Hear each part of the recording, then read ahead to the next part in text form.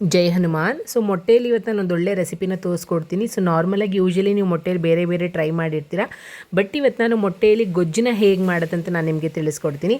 So ಬನ್ನಿ ಸಿಂಪಲಾಗಿ ಹೇಗೆ ಮಾಡೋದಂತ ನೋಡೋಣ. ಇದೇ ಥರ ಒಳ್ಳೆ ರೆಸಿಪೀಸ್ಗೆ ನನ್ನ ಚಾನಲ್ನ ಸಬ್ಸ್ಕ್ರೈಬ್ ಮಾಡಿ ಅಂತ ಹೇಳ್ತಾ, ಸೊ ಬನ್ನಿ ನೋಡೋಣ.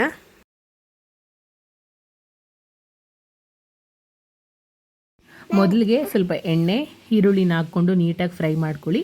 ಸೊ ಈರುಳ್ಳಿ ಚೆನ್ನಾಗಿ ಫ್ರೈ ಆದ್ರೇ ರೆಸಿಪಿ ಚೆನ್ನಾಗಿರೋದು. ಸೊ ಈರುಳ್ಳಿ ಚೆನ್ನಾಗಿ ಫ್ರೈ ಆದಮೇಲೆ ಒಂದು ಮುಕ್ಕಾಲು ಭಾಗ ಫ್ರೈ ಆದಮೇಲೆ ಒಂದು ಅರ್ಧ ಬೆಳ್ಳುಳ್ಳಿ ಹಾಕೊಳ್ಳಿ. ಯಾಕಂದರೆ ಇಲ್ಲಿ ನಾವು ಮಸಾಲೆನ ಕಡಿಮೆನೇ ನಾವು ರುಬ್ಕೊಬೇಕು, ಜಾಸ್ತಿ ರುಬ್ಕೊಂಡ್ರೆ ಸೊ ಮೊಟ್ಟೆ ಗೊಜ್ಜು ಅಷ್ಟು ಚೆನ್ನಾಗಿರೋದಿಲ್ಲ. ಅದಕ್ಕೋಸ್ಕರ ಸೊ ಅದು ತಣ್ಣಗಾಗೋಷ್ಟರೊಳಗಡೆ ಒಂದು ಕಾಲು ಚಿಪ್ಪಷ್ಟು ಕೊಬ್ಬರಿ, ಒಂದು ಇಂಚಷ್ಟು ಶುಂಠಿ, ಸ್ವಲ್ಪ ಚಕ್ಕೆ ಲವಂಗ, ಒಂದು ಅರ್ಧ ಸ್ಪೂನಷ್ಟು ಕಡಲೆಪಪ್ಪನ್ನ ಹಾಕ್ಕೊಂಡು ನೀಟಾಗಿ ಇದನ್ನು ಫಸ್ಟ್ ಗ್ರೈಂಡ್ ಮಾಡ್ಕೊಳ್ಳಿ. ಆಮೇಲೆ ನೀವು ಫ್ರೈ ಮಾಡಿ ಇಟ್ಟಿರೋಂಥ ಒಂದು ಈರುಳ್ಳಿ, ಬೆಳ್ಳುಳ್ಳಿ, ಧನಿಯಾ ಪುಡಿ, ರುಚಿಗೆ ತಕ್ಕಷ್ಟು ಖಾರ ಮತ್ತು ಸ್ವಲ್ಪ ಕೊತ್ತಂಬರಿ ಸೊಪ್ಪನ್ನ ಹಾಕಿ ಸೊ ನುಣ್ಣಕ್ಕೆ ಪೇಸ್ಟ್ ಮಾಡ್ಕೊಳ್ಳಿ. ಸೊ ಎಷ್ಟು ನುಣ್ಣಕ್ಕಿದ್ರೆ ಅಷ್ಟು ಚೆನ್ನಾಗಿರುತ್ತೆ ಗೊಜ್ಜು. ಸೊ ಇದಾದಮೇಲೆ ಸಿಂಪಲಾಗಿ ಒಂದು ಒಗ್ಗರಣೆ ಮಾಡ್ಕೊಳ್ಳೋಣ.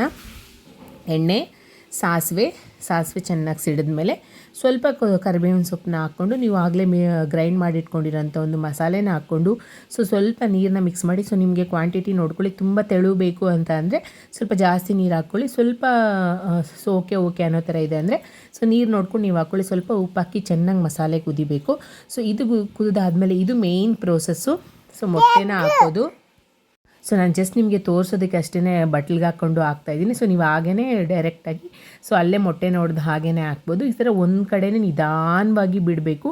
ಸೊ ಒಂದಕ್ಕೊಂದು ಅಂಟ್ಕೊಳ್ದೇ ಇರೋ ಥರ ಸೊ ಒಂದು ಆದಷ್ಟು ದೊಡ್ಡ ಪಾತ್ರೆಯಲ್ಲಿ ಇದನ್ನು ಮಾಡಿ ಸೊ ಕನ್ಸಿಸ್ಟೆನ್ಸಿ ಚೆನ್ನಾಗಿ ಬರುತ್ತೆ. ಸೊ ನೋಡಿ ಈ ಥರ ಹಾಕಿದ್ಮೇಲೆ ಮೀಡಿಯಮ್ ಫ್ಲೇಮಲ್ಲಿಟ್ಟು ಲಿಡ್ನ ಕ್ಲೋಸ್ ಮಾಡಿ 8 ನಿಮಿಷ ಬೇಯಿಸ್ಕೊಬೇಕು. ಸೊ ಬೆಂದಿದೆಯೆಲ್ಲ ಗೊತ್ತಾಗಬೇಕಾದ್ರೆ ಈ ಥರ ಯಾವುದಾದ್ರೂ ಒಂದು ಸ್ಪೂನೋ ಚಾಕುನೋ ತೊಗೊಂಡು ಸೊ ನೋಡಿ ಅದರಲ್ಲಿ ಯೆಲ್ಲೋ ಕಲರ್ ಇನ್ನೂ ಅಂಟ್ತಾ ಇದೆ ಅಂತಂದರೆ ಇನ್ನೂ ಬೆಂದಿಲ್ಲ ಅಂತ ಅರ್ಥ.